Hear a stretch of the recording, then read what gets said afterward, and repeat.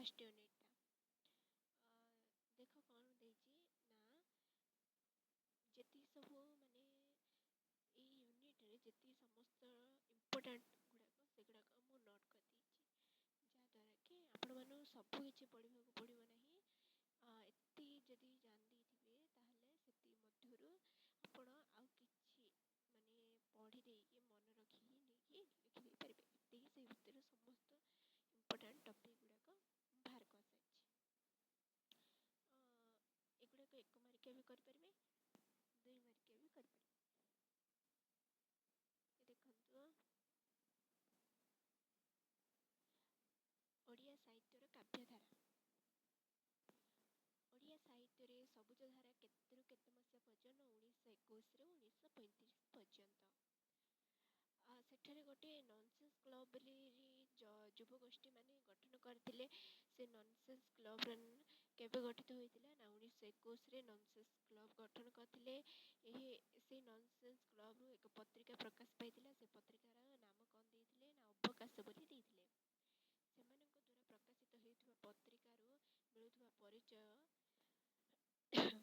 ସେମାନଙ୍କ ଦ୍ୱାରା ପ୍ରକାଶିତ ହେଉଥିବା ପତ୍ରିକାରୁ ମିଳୁଥିବା ପରିଚୟ ପତ୍ରିକାର ନାମ କ'ଣ ଦେଇଥିଲେ ନା ଅବକାଶ। ଦେଖିପାରୁଥିବେ ଅବକାଶ ଦେଇଥିଲେ ସେ ପତ୍ରିକାର ନାମ। ଅରେ କ'ଣ ଥିଲା ନା ଅରେ ଅନ୍ନଦାତ ଶଙ୍କର, ବରେ ବୈକୁଣ୍ଠନାଥ, କାରେ କାଳିନ୍ଦୀ ଚରଣ, ସରେ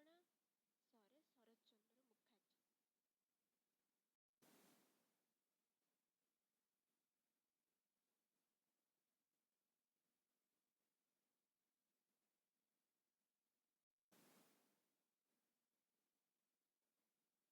ସରେ ଶରତଚନ୍ଦ୍ର ମୁଖାର୍ଜୀ, ଅରେ ଅନ୍ନଦା ଶଙ୍କର, ବରେ ବୈକୁଣ୍ଠନାଥ, କରେ କାଳିନ୍ଦୀ ଚରଣ, ସରେ ଶରତଚନ୍ଦ୍ର ମୁଖାର୍ଜୀ।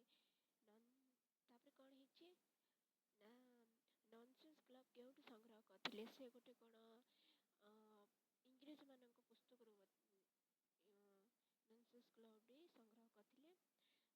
ତାପରେ କ'ଣ ଆସିଲା ନା ସବୁଜ ଯୁଗ।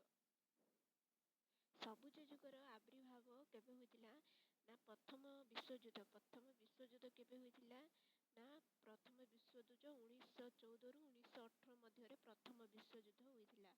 ପ୍ରଥମ ବିଶ୍ୱଯୁଦ୍ଧ 1914ରୁ 1918 ମଧ୍ୟରେ ହୋଇଥିଲା। ତାପରେ ଆସିଲା କ'ଣ ପଡ଼ୋଶୀ ବଙ୍ଗପ୍ରଦେଶର କବି ରବୀନ୍ଦ୍ରନାଥ ଥିଲେ ଏହି ସବୁଜ ତରୁଣ ଦଳର ମୂଳ ଉତ୍ସ। ଏଠାରେ କ'ଣ ହେଇଛି ନା ପଡ଼ୋଶୀ ବଙ୍ଗପ୍ରଦେଶର କବି କିଏ? ରବୀନ୍ଦ୍ରନାଥ ହେଉଛନ୍ତି ପଡ଼ୋଶୀ ବଙ୍ଗପ୍ରଦେଶର କବି ରବୀନ୍ଦ୍ରନାଥ ଥିଲେ ଏହି ସବୁଜ ତରୁଣର ମୂଳ ଉତ୍ସ। ସେ ମୂଳ ଉତ୍ସ ଥିଲେ। 1913 ଖ୍ରୀଷ୍ଟାବ୍ଦରେ ରବୀନ୍ଦ୍ରନାଥ ବିଶ୍ୱକବି ଉପାଧି ମିଳିଥିଲା। 1913 କେଉଁ ଖ୍ରୀଷ୍ଟାବ୍ଦ ନା 1913 ଖ୍ରୀଷ୍ଟାବ୍ଦରେ ରବୀନ୍ଦ୍ରନାଥ ବିଶ୍ୱକବି ଉପାଧିରେ ଭୂଷିତ ହୋଇଥିଲେ। ରବୀନ୍ଦ୍ରନାଥ ସାହିତ୍ୟ ପାଇଁ ସେ ଗୀତାଞ୍ଜଳି ପୁରସ୍କାର ପାଇଥିଲେ। ରବୀନ୍ଦ୍ରନାଥ ସାହିତ୍ୟ ପାଇଁ ସେ ଗୀତାଞ୍ଜଳି ପୁରସ୍କାର ମଧ୍ୟ ପାଇଥିଲେ। ସବୁଜ ଯୁଗକୁ ହିନ୍ଦୀରେ କେଉଁ ଯୁଗ କୁହାଯାଏ ନା ସବୁଜ ଯୁଗ ହିନ୍ଦୀରେ ଛାୟା ଯୁଗ କୁହାଯାଏ। ଆଉ ବଙ୍ଗଳାରେ ସବୁଜ ଯୁଗକୁ ବଙ୍ଗଳାରେ କଲ୍ଲୋଳ ଯୁଗ ବୋଲି କୁହାଯାଏ। ଆଉ ସବୁଜ ଯୁଗକୁ ମରାଠୀରେ ରବି କିରଣ ଯୁଗ ବୋଲି କୁହାଯାଏ।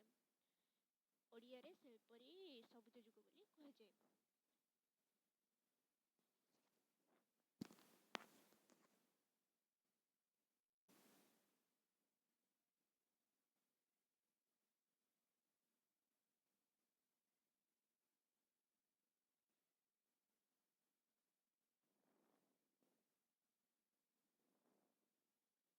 ବୁଝିଲା? ତାପରେ କ'ଣ ହେଇଛି 9 ଜଣ ଲେଖକଙ୍କ ମିଳିତ ଉଦ୍ୟମରେ ରଚିତ ବାସନ୍ତୀ ଉପନ୍ୟାସ। 9 ଜଣଙ୍କର ମିଳିତ ହୋଇ 9 ଜଣ ଲେଖକ ମିଳିତ ହୋଇ ଏକ ଉପନ୍ୟାସ ଲେଖିଥିଲେ। ସେ ଉପନ୍ୟାସର ନାମ କ'ଣ ଦେଇଥିଲେ? ସେ ଉପନ୍ୟାସର ନାମ ଦେଇଥିଲେ ବାସନ୍ତୀ ଉପନ୍ୟାସ। ସେ ଉପନ୍ୟାସର ନାମ